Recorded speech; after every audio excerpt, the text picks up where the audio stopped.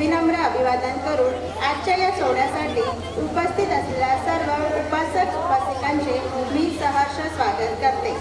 स्वागतम सुस्वागतम. सर्वांना विनंती आहे की सामूहिक त्रिशरण पंचशील ग्रहण करावे.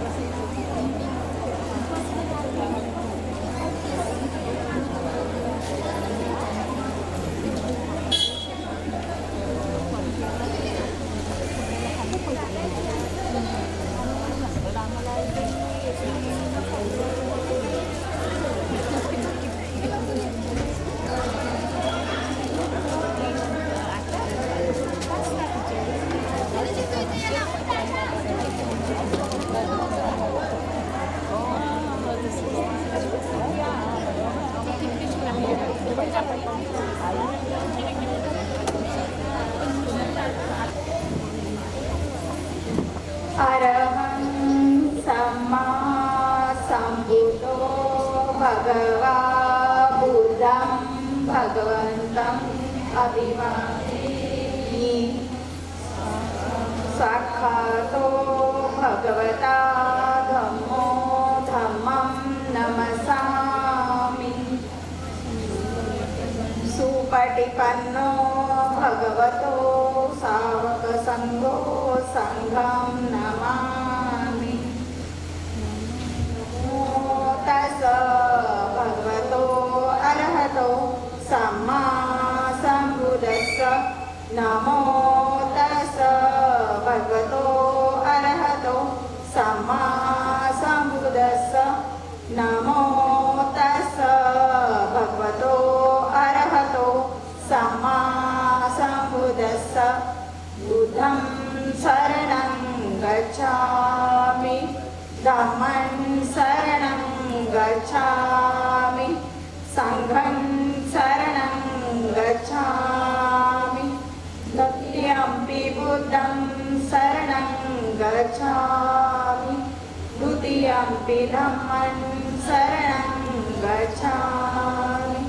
तृतीयम्पि संघं शरणं गच्छामि. तृतीयम्पि बुद्धं शरणं गच्छामि. तृतीयम्पि धम्मं शरणं गच्छामि. तृतीयम्पि संघं शरणं गच्छामि. पाणातिपाता वेरमणि सिक्खापदं समादियामि. अजन्नदाना वेरमणि सिक्खापदं समादियामि. कामेषु मिच्छाचारा वेरमणि सिक्खापदं समादियामि. मुसावादा वेरमणि सिक्खापदं समादियामि. सुरामेरयमजपमादठाना वेरमणि सिक्खापदं समादियामि. सपसकरणं कुशलस्य उपसम्पदा सचितपर्योदपणम् एतं बुद्धानुशासनं. साधु साधु साधु.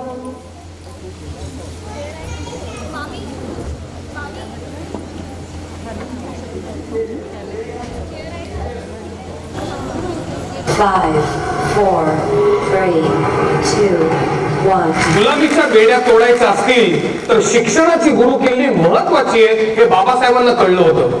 त्यामुळे त्यांनी परदेशात जाऊन शिक्षण घेतलं. ज्या 2 पदव्युत्तर पदव्या मिळवायला 7 वर्ष लागतात त्या बाबासाहेबांनी न्यूयॉर्क मध्ये मात्र 2.5 वर्षात मिळवल्या. शिक्षण झाल्यावर ते शिकून भारतात परत आले. आता आजही आपण सगळे कॉलेजात जातो, डिग्र्या मिळवतो, पण त्यानंतर काय करतो? एखादी नोकरी किंवा बिझनेस. कारण आपल्याला स्वतःचा उद्धार जास्त महत्वाचा वाटतो. बाबासाहेब हे करू शकले असते. त्यांना परदेशात सहज नोकरी मिळाली असती, पण ते परदेशात रमले नाही आणि त्यांनी जगाच्या इतिहासात अभूतपूर्व असा मानव मुक्तीचा लढा या भारतात उभारला. आणि त्याचं महत्वाचं उदाहरण म्हणजे चौदार तळ्याचा सत्याग्रह. बाबासाहेबांनी त्यांच्या स्पर्शाने हे पाणीच पेटवलं. डॉक्टर आंबेडकरांची कीर्ती बेफाम होती. बाबांची कीर्ती बेफाम, हे बाबांची कीर्ती बेफाम. महापंडित केले बेजार, कष्टाने विद्या मिळवून आणि झाला महान घटनाकार. हे कष्टात गेले बालपण, कष्टात गेले बालपण, अस्पृश्य दिन जाणून अन्यायाची चिड घेऊन आणि भीमराव उठला पेटून. आणि तिथंच क्रांतीची पहिली ठिणगी पेटली. गुलामगिरीची जाणीव झाली. अस्पृश्यता मोडून काढण्या त्याने शिक्षणाची क्लास धरली. 1923 नंतर बाबासाहेब लंडनहून शिक्षण घेऊन भारतात परतले. पाहतात तर काय, या भारतात, या महाराष्ट्रात अंधश्रद्धेने आणि अस्पृश्यतेने उच्छाद मांडला होता. बहुतांश ठिकाणी अस्पृश्यांना सार्वजनिक बांधवठ्यावर पाणी पिण्यास व पाणी भरण्यास अधिकार नव्हता. जिथं पशु पक्षी गुरढोर पाणी पितात, तिथं माणसासारख्या माणसाला पाणी पिण्यास मज्जा. 1923 साली बोले प्रस्तावात तळ्याचे पाणी सर्वांसाठी खुले करण्यात आले होते. असे असताना सुद्धा गरीबास, अस्पृश्यास पाणी पिता येत नव्हते. हे कळताच अन भीमराव बघा गरजला,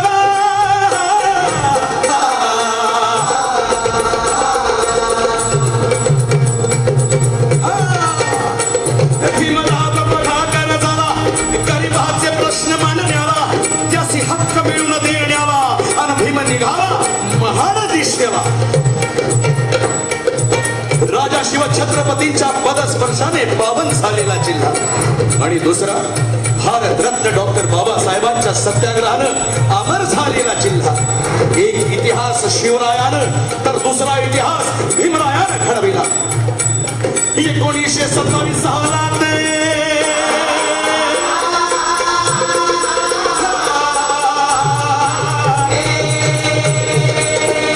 1927 सालात रायगड जिल्ह्यात अन महाड गावात अन बघा या कोकण भूमीवर, अन गरजला भीमराव आंबेडकर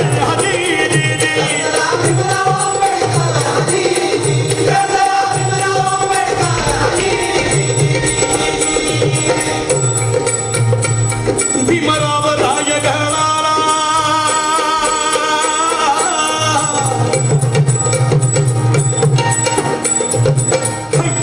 भीमराव रायगडाला आले बघा भेट देऊन, आले ती ऊर्जा घेऊन,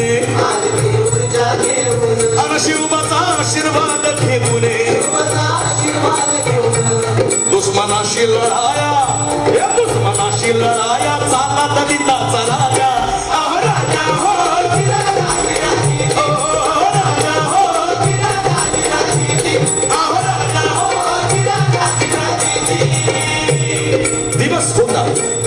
दिवस होता कोकणच्या पहाड चौदार तळ्याच्या आंदोलनाची सुरुवात होण्याचा, अस्पृश्यांसाठी जलाशय खुलं करण्याचा. बोले प्रस्ताव पारित झाला असताना सुद्धा गरिबांची ही हेळसांड. मी गप्प बसणार नाही. बाबासाहेब बदलले. बाबासाहेबांसोबत कोण होतं, त्यांचे अनुयायी कोण होते? बाबू मोरे, पुणेकर, संभाजी गायकवाड, जाधव साळवी, महादेव फडके. इतकंच नव्हे तर चित्रे, सहस्त्रबुद्धे. एकोणीस बाबासाहेबांनी आपल्या सहकार्यांना आदेश दिला, तुम्ही गावागावातली जनता एकत्रित करा. हीच आपल्या सामाजिक विद्रोहाची सुरुवात असेल. खरं तर अस्पृश्य मुक्ती लढ्याची सुरुवात महाडवरच झाली. दिवस ठरला 19 मार्च 1927 साली सत्याग्रहींची सभा घेतली. या सभेचे प्रमुख संघटक होते R.B. मोरे आणि या सभेचे अध्यक्ष होते डॉक्टर भीमराव आंबेडकर. बाबासाहेब या सभेत म्हणाले, मला एका गोष्टीचं दुःख आहे की आपण अनेक वर्ष अन्याय अत्याचार सहन करीत आलो. फेकून टाका ही रूढी परंपरा, झुगारून टाका अंधश्रद्धा, लाचारीचं छिण आणि बाहेर निघा त्या नरकातून ज्या सवर्ण हिंदूंनी तुम्हास राहण्यास मजबूर केले. आपली लढाई सत्ता किंवा पैसे मिळवण्यासाठी नाही, तर हक्कासाठी आहे, आत्मसन्मानासाठी आहे. लक्षात ठेवा, हक्क भीक मागून मिळत नसतात, तर ती संघर्ष करूनच मिळवावी लागतात. हा संघर्ष केवळ पाण्यासाठी नसून मानवी मूलभूत हक्कांसाठी आहे. आणि दुसऱ्या दिवशी म्हणजे 20 मार्च 1927 ला सत्याग्रही निघाले तळ्यावर.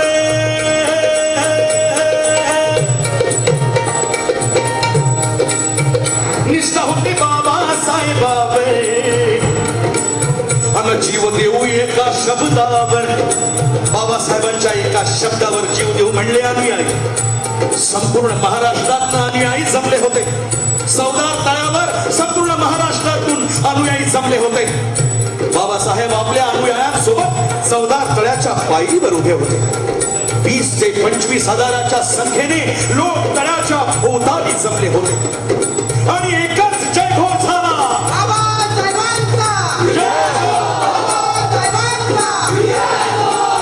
या घोषणेनं आसमंत दुमदुमून गेला. बाबासाहेब तळ्याच्या पायरीवर उभे होते. बाबांनी आपल्या ओंजळीनं तळ्याचं पाणी चाकलं. नंतर सर्वांनी ते पाणी प्राशन केलं. इतक्यात सवर्णांनी बोंब ठोकली. अस्पृश्यांनी तळ्याचे पाणी बाटवले.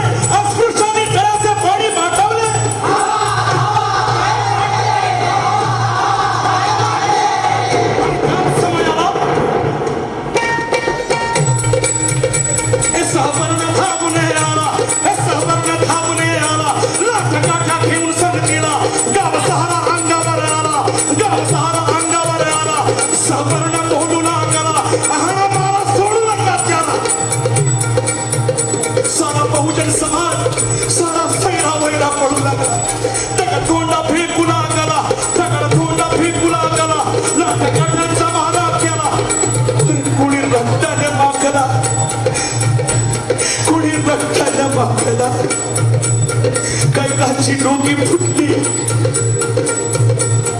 त्यांच्या अन्नात माती घालवली. इथवरच थांबला नाही. बाबासाहेबास मारण्याला अंगावर धावून याला तिथंच अडविलं त्याला. प्रसंग बाका होता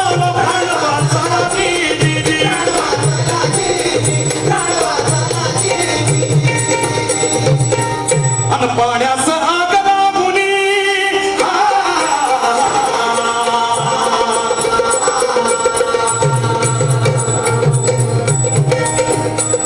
पाण्याचं आग लागुनी, पाणी प्राशुनी अभिमान क्रांती अशी केली. आणि समतेची नवी वाट दावली. आणि सोनेरी पहाट उगवली. नंदेशाने शब्द सुमने वाहिली. आणि नंदेशाने शब्द सुमने वाहिली. आणि बाबासाहेबांच्या चरणावरती हजेरी. बाबासाहेबांच्या चरणावरती हजेरी. बाबासाहेबांच्या चरणावरती हजेरी.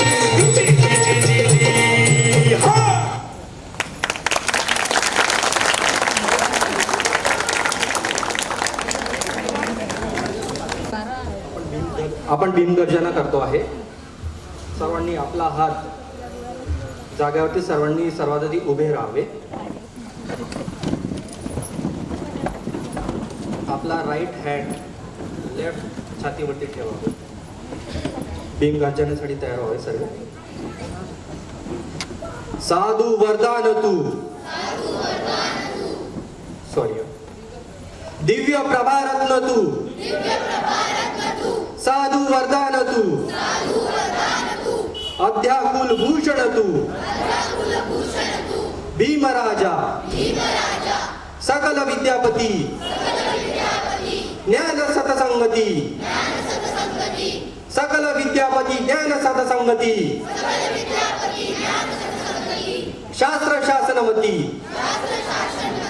बुद्धी तेजा तू पंकजा नरवरा रत्न स्वजन उद्धारा पंकजा नरवरा रत्न स्वजन उद्धारा भगवंत आमचा खरा भक्त काजा तू समाज सुधारक भारतीय संविधानाचे वास्तुकारक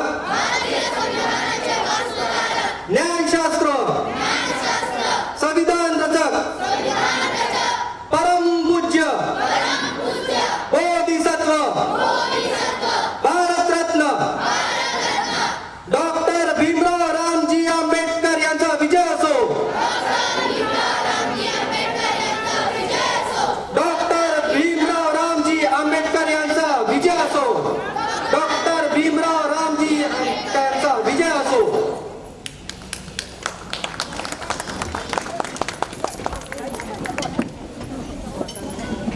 अप्रतिम खूपच छान. बाबासाहेबांनी या सत्याग्रहाद्वारे संपूर्ण देशाला दाखवून दिले की पाणी, शिक्षण आणि सार्वजनिक ठिकाणे ही सर्वांच्या हक्कांची आहे.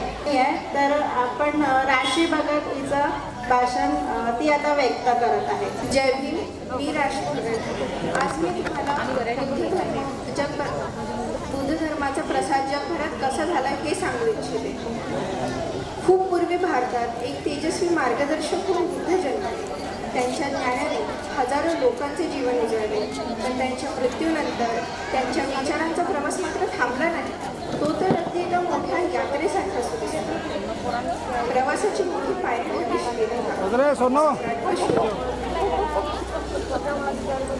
सम्राट अशोक बुद्धाच्या उपदेशाने प्रभावित होऊन स्वतः बुद्ध बनले आणि ठरवलं की हा शांततेचा मार्ग संपूर्ण जगाला कळला.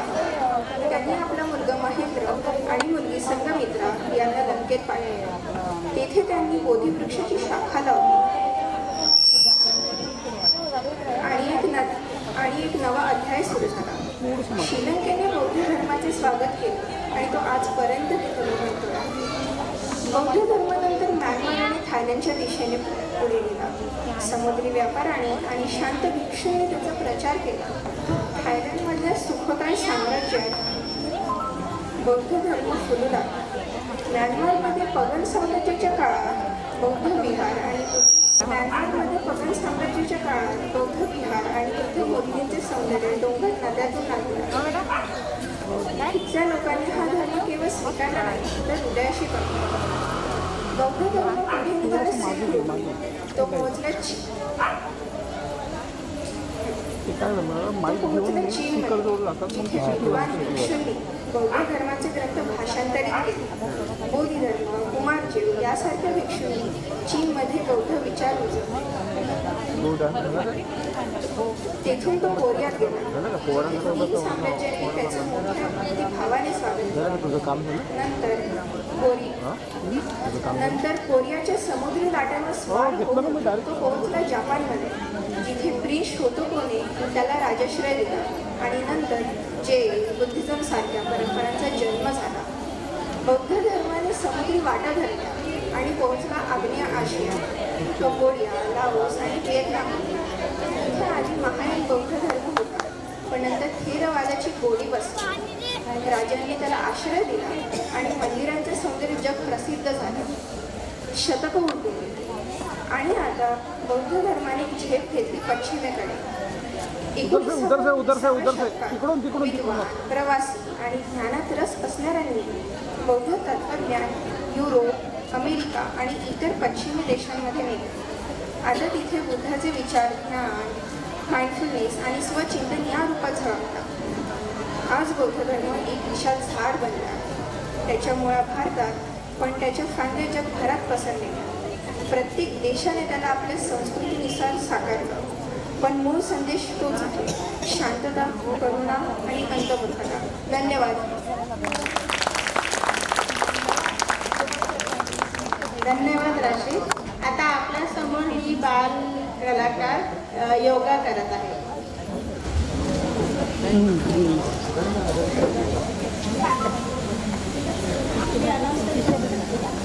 एक बैकग्राउंड म्यूजिक दे.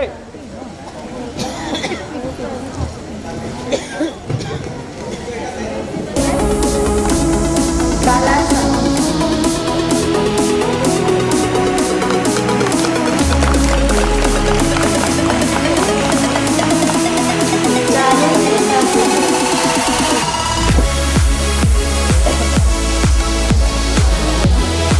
खंडपीठासन.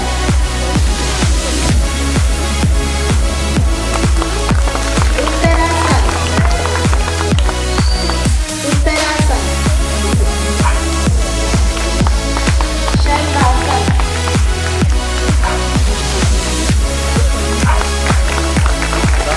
जोरदार टाळ्या वाजवा सगळ्यांनी. खूप छान करत आहे ती. ती छोटीशी मुलगी आहे पण ती छान करत आहे. अर्धमुख श्वासन.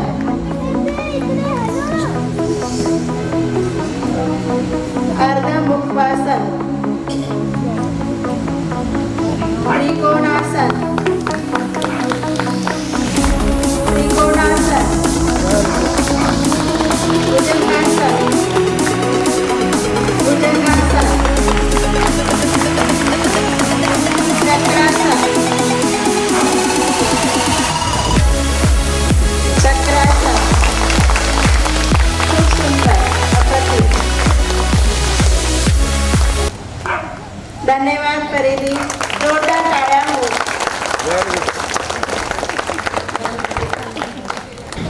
यानंतर मी रमाई बोलते हा प्रयोग सादर करीत आहे सुषमाताई फुसे काकू.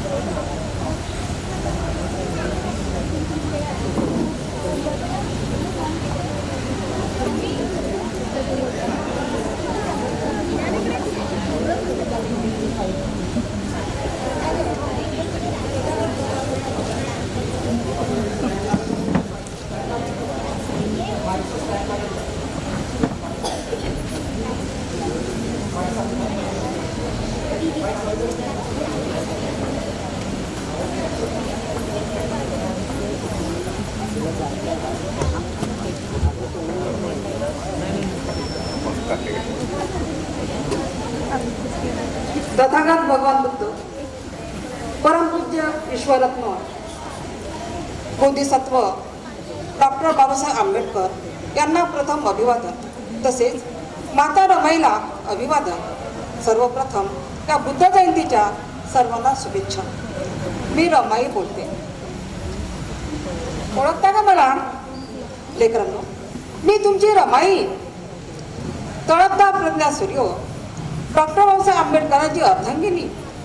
माझा जन्म 7 फेब्रुवारी 1898 रोजी रत्नागिरी जिल्ह्यात दाभोळ बंदराजवळ वनंद गावी झाला.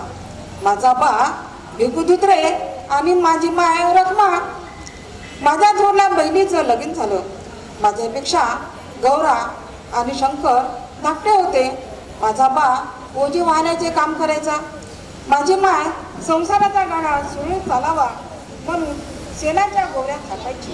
माझ्या मायची तब्येत बिघडली, आम्हाला पोरगं करून गेली. काही दिवसांनी माझा बा मला सोडून गेला. घरची जबाबदारी माझ्यावर आली. माझा बा मला म्हणाला होता की या 2 लेकराची माय आणि बा होशील.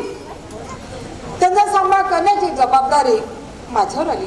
मी मोलमजुरी करून गोऱ्या थापून लेकराच्या पोटात अन्नाचे 2 घास टाकायचे. माझे काका मला मुंबईला मामाकडे घेऊन गेले. मुंबईला गेल्यावर कळले की रामजी बाबा त्यांच्या मुलांसाठी मुलगी शोधत होते. मी सून म्हणून रामजी बाबांना पसंत पडले. मी 9 वर्षात असताना माझं लगीन भीमराव आंबेडकरांबरोबर भायखळा येथील भाजी मंडीमधील मच्छी बाजाराच्या गोट्यावर चढा. हिमालयासारख्या एका महामानवाची तुफानी वादळाशी माझ्या पदराची गाठ बांधल्या गेलो. मी रमा भीमराव आंबेडकर झाले. आता मी आंबेडकर घराण्याची सून झाले. मामाजी मला म्हणाले, रमा, भीमरावाच्या शिक्षणात कोणत्याही प्रकारचा खंड पडता का? मी मामाजींना वचन दिले, माझ्या जीवात जीव असेपर्यंत साहेबाच्या शिक्षणात खंड पडू देणार नाही. माझ्या शांत स्वभावामुळे मी आंबेडकर कुटुंबाची आवडती झाली.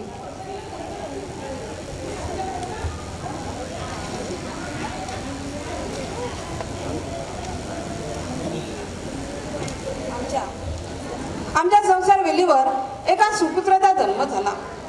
नाव काय ठेवायचं? महात्मा फुलेंच्या दत्तक मुलाचं नाव यशवंत होतं. त्यावरूनच आमच्या बाळाचं नाव यशवंत ठेवलं. साहेब शिकले असल्यामुळे मलाही शिकाया वाचाया लिहिण्याची आवड झाली. साहेब म्हणायचे, रामू तू शिक बरं. महात्मा ज्योतिबा फुले यांची पत्नी सावित्रीबाई शिकलेली नव्हती. ज्योतिबांनी त्यांना शिकवलं. त्या भारतातील पहिल्या स्त्री शिक्षिका झाल्या. तशीच तू पण शिक.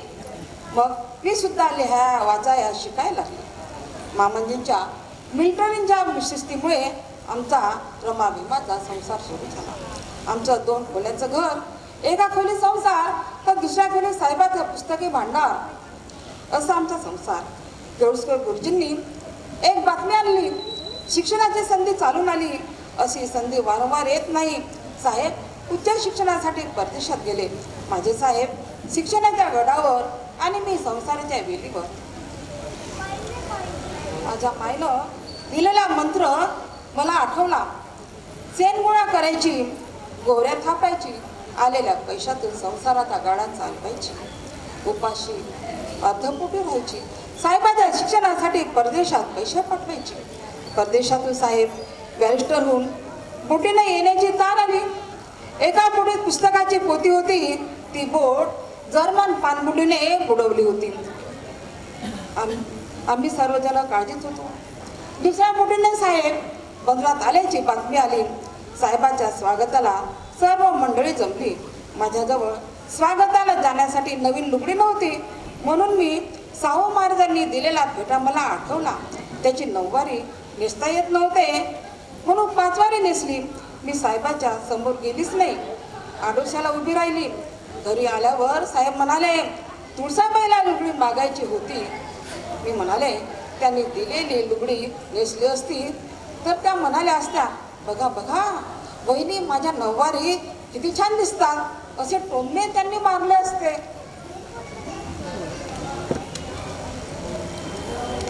माझी फाटकी तुटकी लुगडी चोळी लाख मोलाची, दुसऱ्याची जरी काठायची पडली काय कामाची. परदेशातून साहेब आले. मला वाटायचं माझे साहेब लय मोठ्या पगाराची नोकरी करतील आणि माझा संसार सुखाचा होईल. साहेब म्हणायचे, रामू मी संसारात रमलो तर तुझा एकटीचाच फायदा होईल. माझ्या शिक्षणाचा विद्वतेचा फायदा माझ्या करोडो बांधवांना व्हावा असं तुला काय नाही वाटत. साहेबाचं बोलणं ऐकून मी शांतच झाले. काही दिवसांनी मी साहेबांनी म्हटलं, साहेब मला एखादा गळ्याचा दागिना हवा होता. त्यावर साहेब म्हणाले, रामू एक दिवस असा येईल की कोट्यावधी बांधवाच्या गळ्याचे तू दागिना होशील. पाहता पाहता माझ्या डोळ्यात देखत हो गंगाधर, मुकुंदा, इंदू, राजरत्न माझे 4 लेकरं मला सोडून गेलीत हो. साहेबाचा लाडका राजरत्न जणू काही राजबिंडाच. साहेबाचं राजरत्नावर लयच प्रेम. मी साहेबाला म्हटले, आपली लेकरं औषधा पाण्याविना गेलीत, आता तरी तुम्ही कोट्यावधी बांधवांच्या अन्याय अत्याचाराला वाचा फोडण्याचे डॉक्टर व्हा. घराघरातून डॉक्टर तयार झाले पाहिजेत. एके दिवशी साहेब मला म्हणाले, आपल्याला राजगृह बांधायचं आहे आणि त्यांच्या पायव्याची सुरुवात आपल्याला करायची. प्रमुख आपल्या दोघांच्या सहीची चिठ्ठी गाडव्यात ठेवून पायव्यामध्ये पुरवायची. असा साहेबांचा माझ्याबद्दलचा आदर प्रेम राजगृह बांधताना दिसून आला. असंख्य पुस्तकाचा साठा असलेलं राजगृह मला अनुभवता आलं. त्यांच्यामुळे मी आनंदित झाले. आणि 19 मार्च 1927ला महाडचा 14 तळ्याचा सत्याग्रह होता. माझी तब्येत बरी नव्हती. मी साहेबांना म्हटले मला महाडला यायचं आहे. साहेब म्हणाले तिथे येऊन तू काय भाकरी थापणार आहेस का? मी म्हणाले हो, सत्याग्रहींच्या जेवणा खाण्याची व्यवस्था करीन, तेवढेच मला समाधान मिळेल.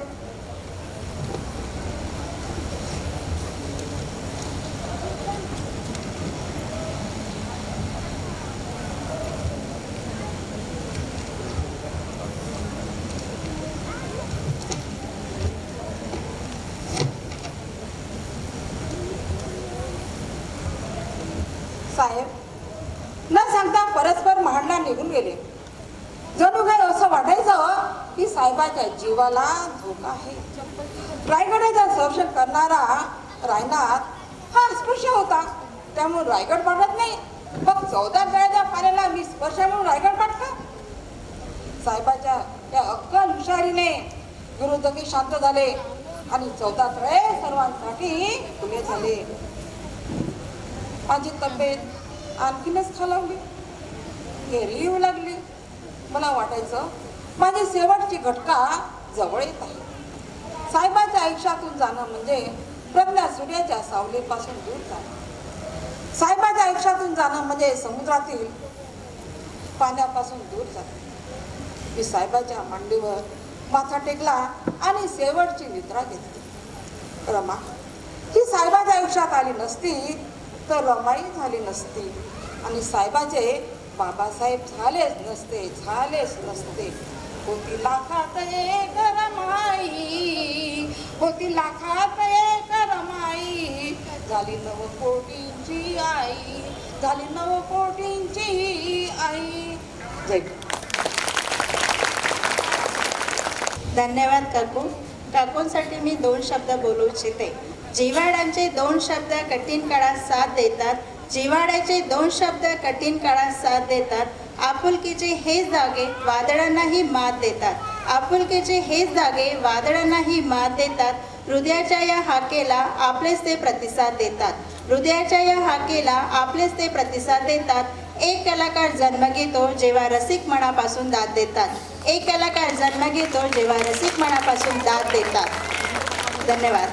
यानंतर एकाश लोखंडे आपल्यासमोर डॉक्टर आंबेडकरांची भूमिका सादर करीत आहे. एकाश लोखंडे.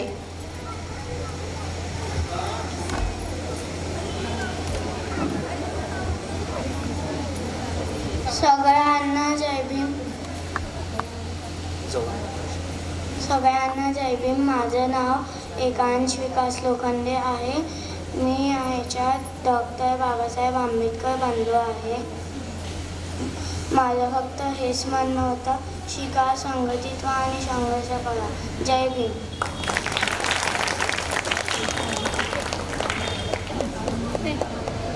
धन्यवाद एकांश.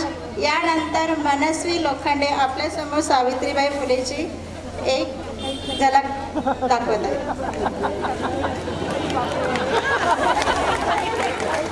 माझं नाव मनस्वी आहे.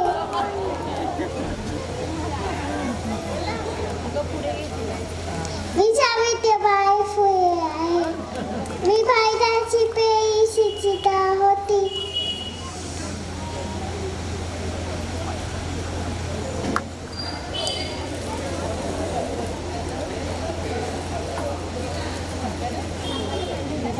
धन्यवाद. धन्यवाद. जोरदार टाळ्या वाजा. इतकी लहान कमी वयात असताना तिने खूप सुंदर 3-4 वाक्य बोलली. तिचा खूप खूप धन्यवाद. यानंतर वैशाली डोके आपल्यासमोर एक सोलो डान्स सादर करीत आहे.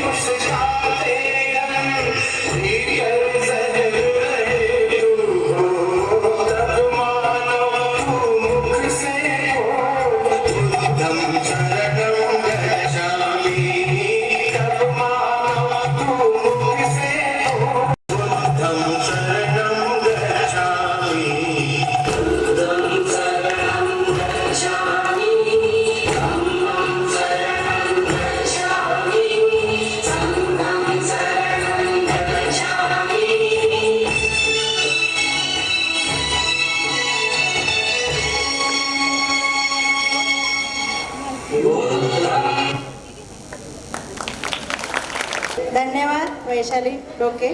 आता यानंतर तथागतांचा डान्स. जन्म आणि बालपण. गौतम बुद्ध यांचा जन्म इसवी सन पूर्व 563 मध्ये भारताच्या लुंबडी म्हणजेच नेपाळ या ठिकाणी झाला. यांचे मूळ नाव सिद्धार्थ होते. ते शाक्य कुळातील राजा शुद्धोधन आणि राणी मायादेवी यांचे पुत्र होते. जन्मानंतर 7व्या दिवशी त्यांची आई मायादेवी निधन पावली आणि सिद्धार्थांचे पालनपोषण त्यांच्या सावत्र आई महामाया गौतमी यांनी केली. एक भविष्यवाणी झाली होती की सिद्धार्थ एक महान सम्राट किंवा महान संन्यासी होतील, म्हणून त्यांच्या वडिलांनी त्यांना ऐहिक सुख सुविधांमध्ये गुंतून ठेवले आणि दुःख, रोग, वृद्धत्व यापासून दूर ठेवले. गौतम बुद्धाचा संदेश आजही तितकाच महत्त्वाचा आहे. आपले उद्धार आपल्याच हातात आहे. आपले उद्धार आपल्याच हातात आहे. कोणीच दुसरा आपला तारणहार नाही. कोणीच दुसरा आपला तारणहार नाही. यानंतर सादर करीत आहे आमचे बाल कलाकार. आमचे सहभागी आहे श्री कमलेश कळमकर, आशिष थोसर, अश्विन फुसे, अर्णव गुटके, गीत चौधरी, स्पर्श गुटके, शौर्य इंगले, मानवी लोखंडे, श्राव्या भगत, स्वरा चौधरी, परिधी भांगे, कुशल चहांदे, अंश पाटील, अर्पिता तेला, तन्वी राहुल गडे, रिधिमा सोनवाने, क्रियांश कळमकर, अद्विका लोखंडे, ओनित पाटील, अद्विय लोखंडे, आरोही गजबिये.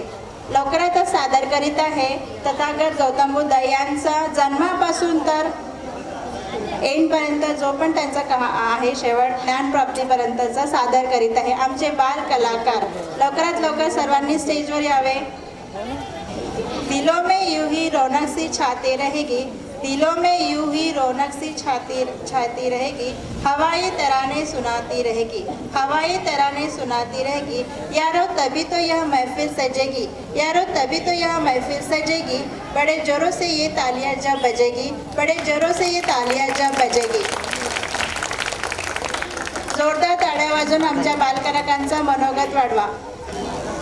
5, 4, 3, 2, 1. आइए बात करते हैं एक ऐसे महान संत जिसने हमें एक ऐसा मार्ग दिखाया जो जीवन की सच्चाइयों की ओर था, जो परे था दुख, दर्द, द्वेष और इस दुनिया के अनेक आडंबरों से. आइए बात करते हैं गौतम बुद्ध की. गौतम बुद्ध का जन्म 624 ईसा पूर्व हिमालय और नेपाल से जुड़े एक गांव के राज परिवार में हुआ था. उनके पिताश्री थे महाराज सिद्धोत और उनकी माताजी का नाम था महारानी महामाया, जिन्होंने उन्हें जन्म अपने मायके जाते वक्त वन में दिया था. गौतम बुद्ध के जन्म लेते ही वन और उसमें रहने वाले सभी जीव मानो धन्य हो गए.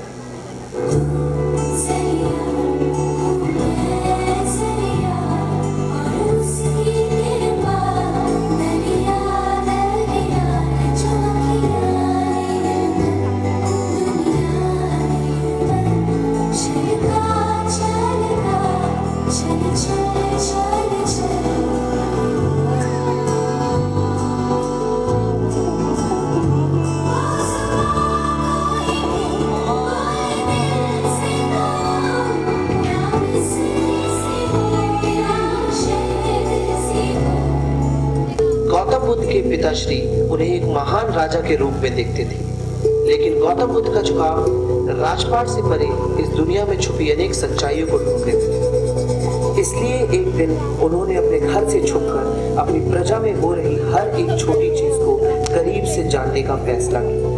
परंतु वह नहीं जानते थे कि उनकी आगे आने वाली थी जीवन और मृत्यु तक की सभी छोटी और बड़ी सच्चाई.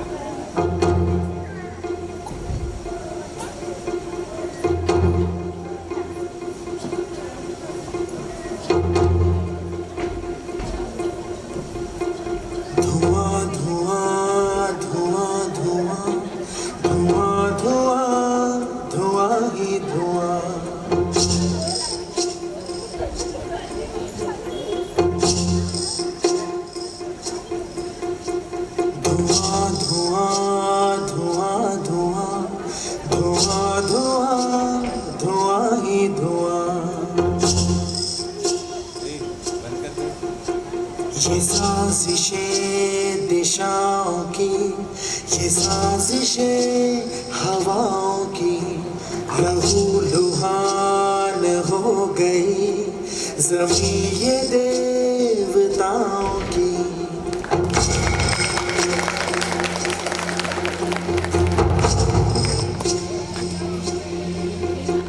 न शंख की सदाएं हैं न अब सदा अजान की, नजर मेरी जमीन को लगी है आसमान की, है दर बदर ये लोग क्यों चले हैं क्यों मकान।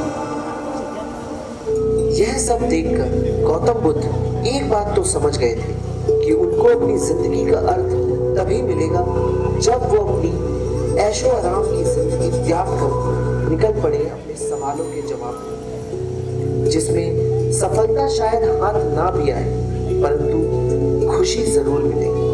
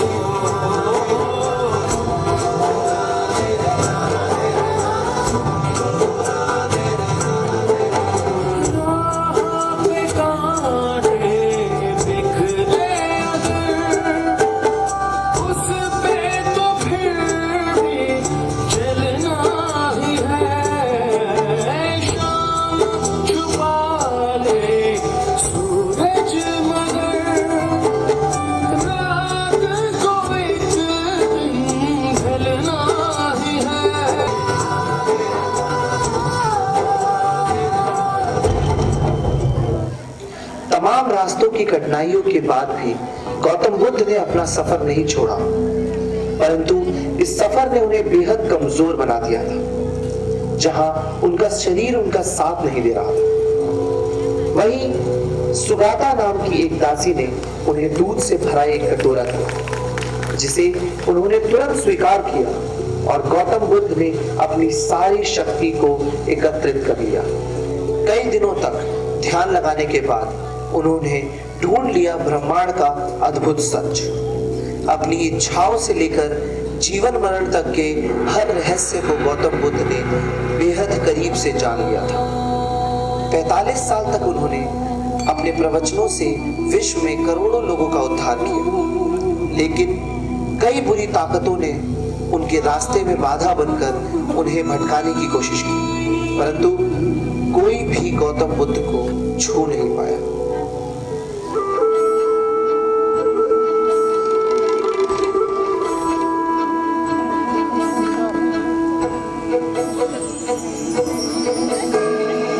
सत्य कथा पुरुषार्थ कथा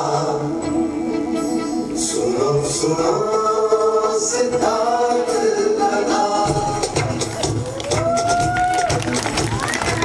सत्य कथा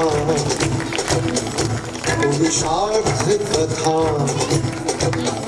सुनो सुनो सिद्धार्थ कथा। चढ़ते सूरज सा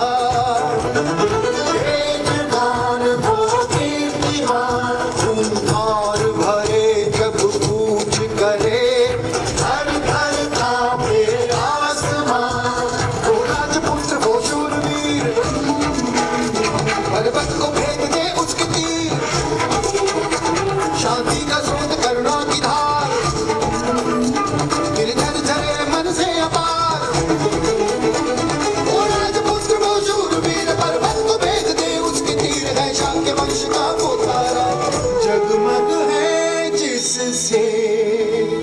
जग सारा।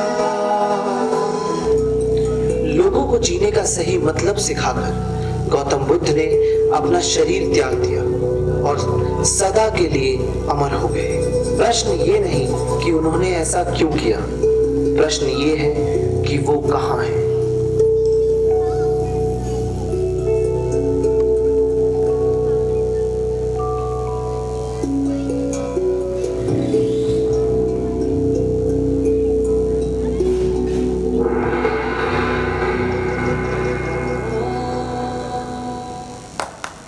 Five, four, three, two, one. आइए अतिशय सुरेख मनाला लागून जाणारा आणि भेटणारा असा खूप सुंदर आपल्या लहान मुलांनी खूप छान असं नृत्य केलेलं आहे. यानंतर आभार प्रदर्शन होईल. आयोजन आहे, नियोजन आहे, कष्ट आहे. आयोजन आहे, नियोजन आहे, कष्ट आहे, प्रयत्न आहे. सोहळ्याच्या यशासाठी कितीतरी यत्न आहेत. सोहळ्याच्या या यशासाठी कितीतरी प्रयत्न आहेत. आपल्या या परिश्रमाचे मोल आम्ही जाणतो. आपल्या या परिश्रमाचे मोल आम्ही जाणतो. लहानपासून मोठ्यापर्यंत सर्वांचेच आभार मानतो. लहानपासून मोठ्यापर्यंत सर्वांचेच आभार मानतो. धन्यवाद. आता कार्यक्रमाचा शेवट आहे. वक्त्यांच्या विचारांनी दिला सोहळ्याला दर्जा.